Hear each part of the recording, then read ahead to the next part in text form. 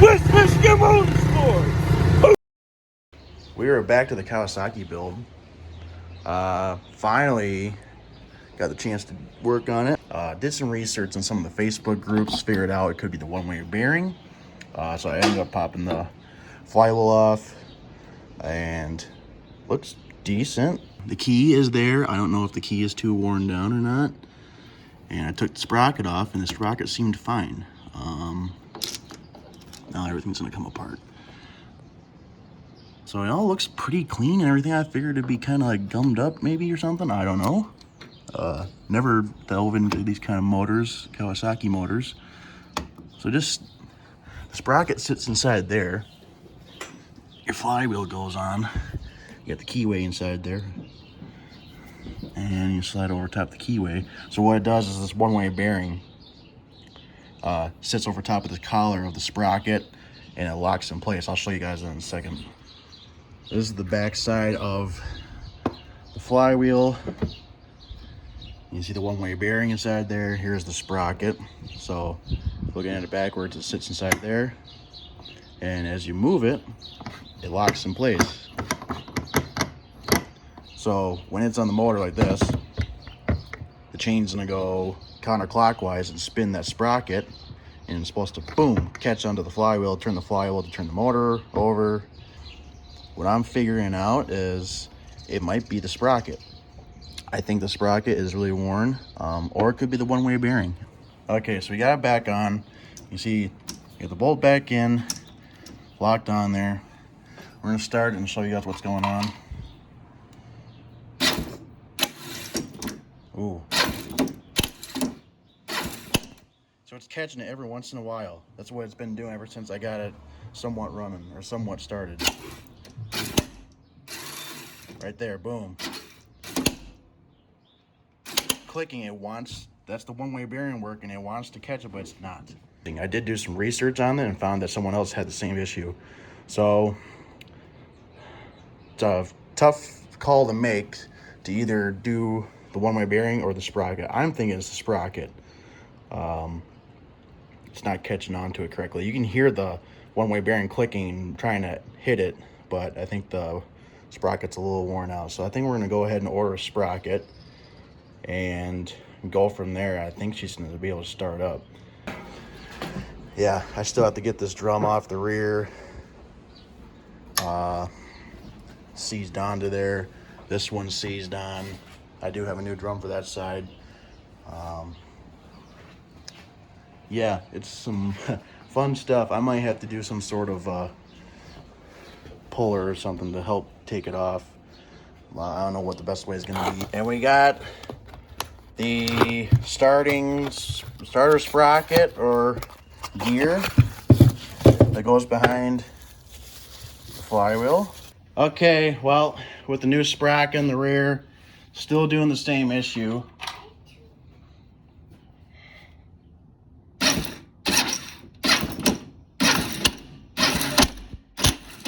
Still kind of slipping over. I think it's the one-way bearing. It's cranking it over. Almost seems like the chain is a little loose. See how loose it is and binding up right there? That chain's sitting there just slapping around. Well, it's either the chain or the bearing. Chain's probably stretched out. We'll get a new chain. All right, starter chain came in. We're gonna see if this is gonna fix this issue. All right, chain's on. Let's see what it does. Same issue. That sounds like the one-way bearing. All right, next step, we're gonna get a one-way bearing ordered. Alrighty then. We got that new one-way bearing installed. Here's the old one. Well, what was made up of the old one. Mainly just because I took it out and the spring gave way that holds all these little rollers in there. We got the new one-way bearing in, hoping this fixes it. All right, moment of truth. Let's see if this works.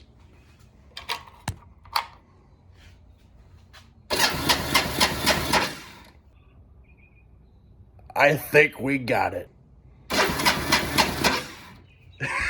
It doesn't make the clicking sound anymore.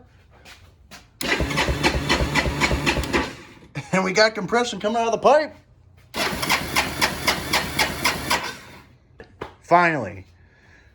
All in all, it was probably just the one-way bearing. But if you guys remember what the chain looked like before, the chain had so much slack in it. It felt like it was just jumping all over the place. The main sprocket, the inner part, collar that locks into the one-way bearing, was worn out too. So it needed those things. Luckily, those things were cheap. The one-way bearing, not so much, about 130 bucks or so. But that's almost every single one-way bearing. But that's a good sign. It cranks over, doesn't make the clicking sound anymore. I think we got it. Now I think it's time we'll put everything back together, put the case back on, get some gas hooked up, and see if this thing starts. Since I don't have a gas tank set up, it's got a long fuel line with a little funnel to hold some gas in there. It looks like we're dripping out the overflow a little bit. Let's give her a shot.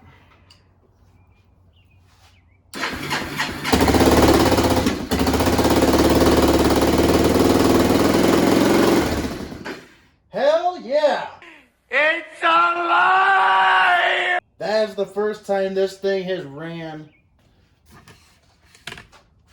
10 plus years, everyone. Wow. Holy crap. Oh, I can't believe I got it. That's I figured it out. That's awesome. I did hear it sounded like a little bit of an exhaust leak, or just how that motor's supposed to run, but holy crap, it ran. I can't believe it. So it turns out one-way bearing is what it was. Sure enough, a little bit of choke and started right up. I do have to mess with the overflow drain screw because it is leaking some gas out of there, as you can see. But success! A great success! Okay, I now adjusted the idle so it's not screaming like a banshee.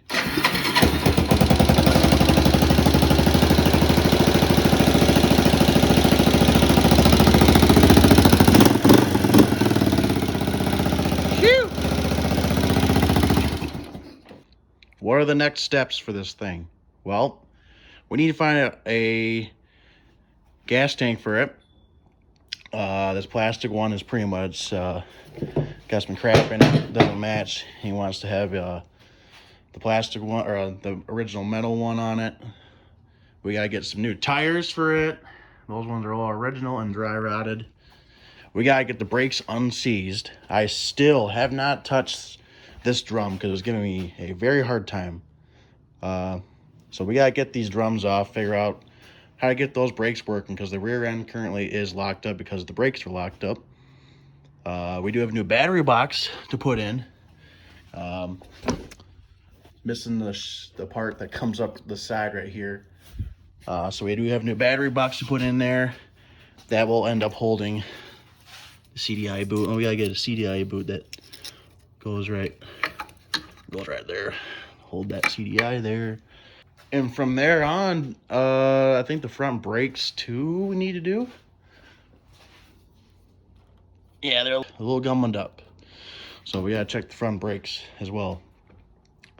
I love dealing with hydraulic brakes. They're so much fun. We'll get her. And then we gotta figure out, yeah, we gotta get a handlebar switch so we can get the headlights working again.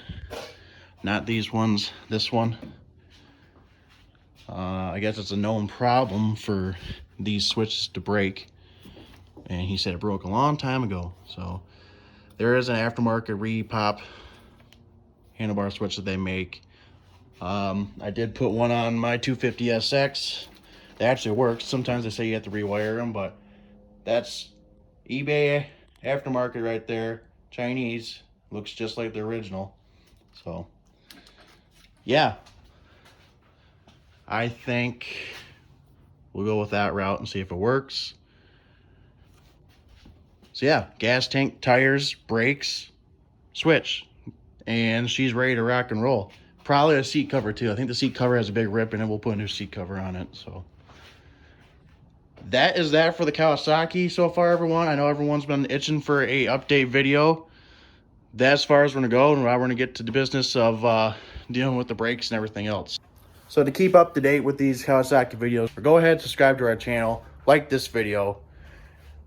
Go ahead and follow us on social media, Instagram, Facebook, to keep up on updates when we can get more updates for this thing. You know, it's been a while, but we finally got it.